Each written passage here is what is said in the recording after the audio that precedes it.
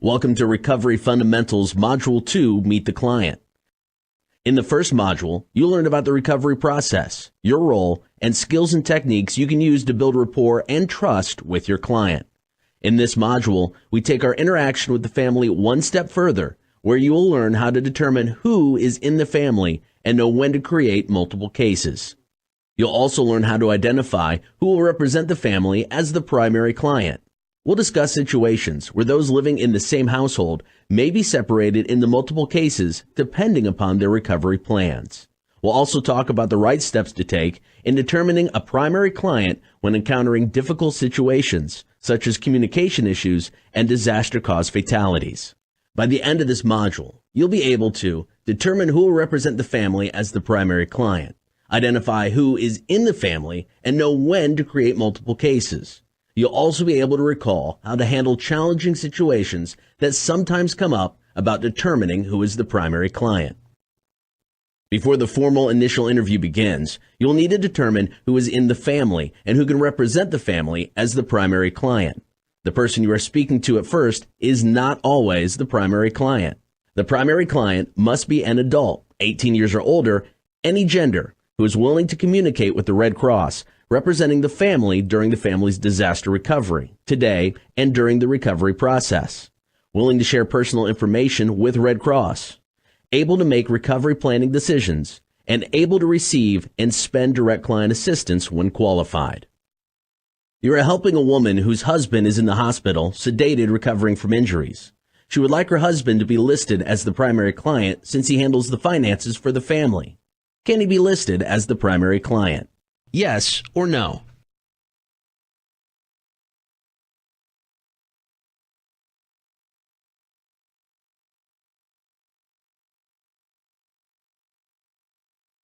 The answer is no, because someone who is unconscious, unable to make recovery decisions, or receive and spend DCA cannot be the primary client. In this case, the primary client has to be the person who can talk with Red Cross, make recovery decisions, and spend the assistance. This is the wife in this scenario. Contact your supervisor in this situation and also refer the case to Disaster Health Services. We use the word family to include the primary client and the household with individuals who lived together before the disaster and have the same recovery plan, meaning they plan to remain together after the disaster and during their recovery. The family can consist of people related or unrelated, married or unmarried, together for decades, or sharing a home for a short period of time who plan to remain together. There might be close or separate financial relationships. Do not be concerned with who is on the lease or whether rent or housing payments are up to date. Remain neutral and impartial while you support your clients. We group clients who lived together before the disaster in a case or family according to their shared recovery plan. This means only those who lived together before the disaster and who will remain together during recovery will be in the case. Next, learn about the group's recovery plan. This is about who lived together pre-disaster that will remain together after the disaster during their recovery. Sometimes the primary client states that members of the household have separate recovery plans. If some of the prior household members plan to recover separately, then the group recovering separately will have their own case with its own primary client. Having a consistent process in every case and in every region is fair to all clients in all regions. The key question to ask is, do you all plan to live together after the disaster during your recovery? If the clients will live together, then create one case. If the clients will live separately, then be sure to create multiple cases. Another interviewer can meet with the primary client for the family with a separate recovery plan. There are a few rare situations you may encounter. For example, a large household with multiple households shared a pre-disaster housing unit. You ask about their recovery plan. If all the people plan to remain together, then assist the clients as one family or household in one case record. If any of the household members or families plan to live separately, create a case record for each group planning to recover together and determine the primary client for each case. There will be separate assistance and follow-up casework services for each case. In the case of housemates, if they plan to remain together during recovery, assist them in one case. If they plan to live separately after the disaster, assist them in separate cases, each with a separate primary client, assistance, and follow-up. Remember, we focus on the recovery plan only. Families may have a visitor at the time of the disaster. A visitor is someone who has been living at the disaster-affected pre-disaster home for a very short period of time, who has most of their belongings at another home, and is not planning to live in the disaster-affected home after the disaster. If the visitor is unable to return home in the next day or two, assess the visitor's qualification for immediate direct client assistance, including lodging assistance, using the immediate DCA roadmap. Since the visitor has a separate recovery plan, assist the visitor in a separate case. You may have been taught earlier rules before 2014. These are the rules we follow now for the primary client and the other members of the household or family in the case. Let's practice determining who is in a case based on different scenarios you may encounter. The next few slides will contain a scenario. Read the scenario and answer the question. A mother lives with her two daughters, ages 15 and 20. They all plan on recovering together. The family has selected the 20-year-old daughter to act as the primary client. Can the 20-year-old daughter act as the primary client? Yes or no?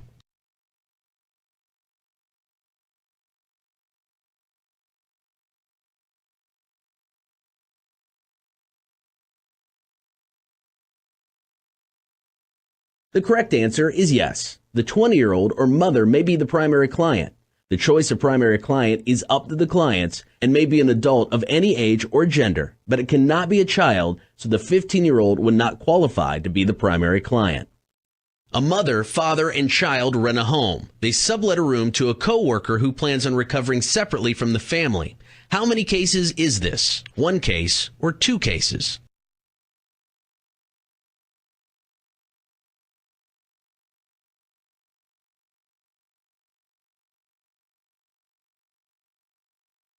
The correct answer is two cases. Case 1 is made up of the mother and the father and child.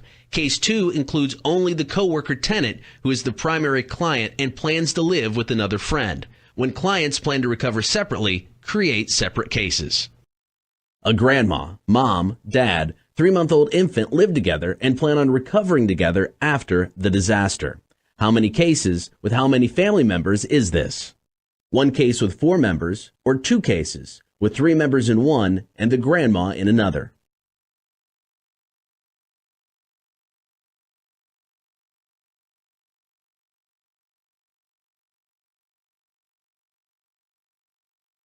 The correct answer is one case with 4 members. Infants are included in the head count, and a grandparent is part of the family when all plan to recover together. 2 adult sisters, each with a child, live together. One sister works the night shift and one works the day shift. They eat separately. They plan to recover together. How many cases is this? One or two?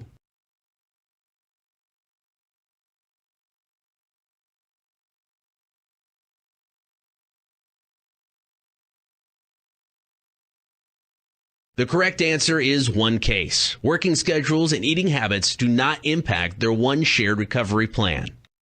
You are helping these 2 men who live together. You do not know if they are cousins, friends, or partners. Does their relationship impact the recovery case? Yes or no?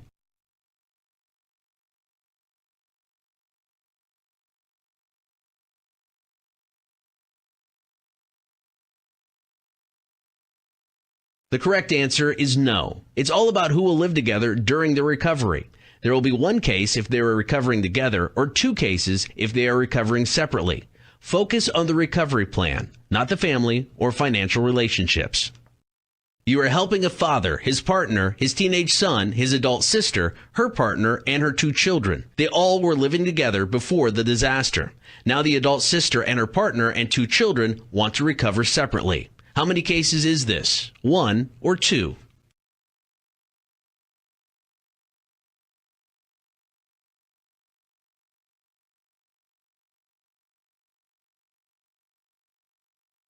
The correct answer is 2 cases. Regardless of the relationships, the focus remains on the recovery plans.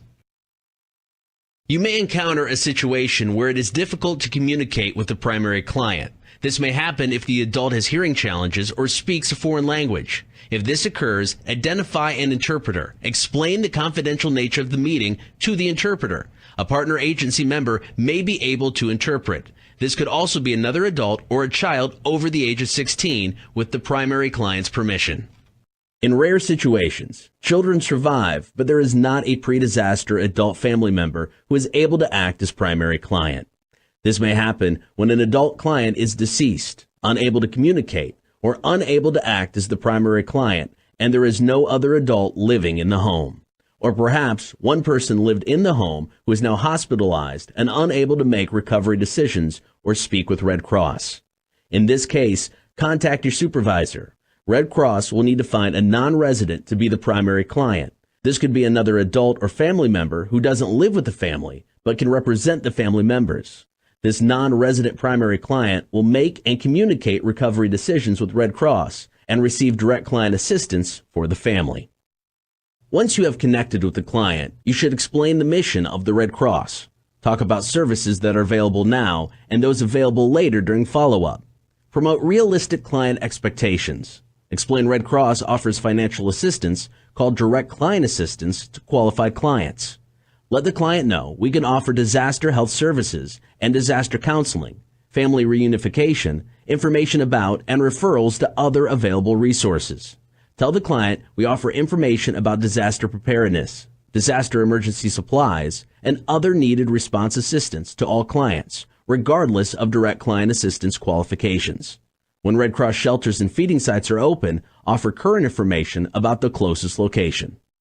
Offer toiletries and stuffed animals, as well as water and snacks when available. You may also offer items such as blankets. No interview, referral, or case is needed for these disaster emergency supplies or mass care items, which should not be recorded in CAS 2.0 client records. In large disaster relief operations, additional items may be available. You should open a service-only or non-DCA case for a client who would like our services but does not qualify or does not accept direct client assistance. Follow the usual steps, but with no direct client assistance. If a client declines all Red Cross services, your supervisor can explain how to document and track the response. We covered quite a bit in this module, such as how to determine who will represent the family as the primary client. We also discussed the importance of identifying who is in the family and when to create multiple cases. Finally, we reviewed how to handle challenging situations that sometimes come up about determining who is the primary client. You are now ready to conduct the initial interview. We will cover the first half of conducting an initial interview in the next module, Module 3, Conduct the Initial Interview, and conclude the initial interview in Module 4, Assess Direct Client Assistance Qualifications. Thank you for watching this module. The following slides contain photo credits.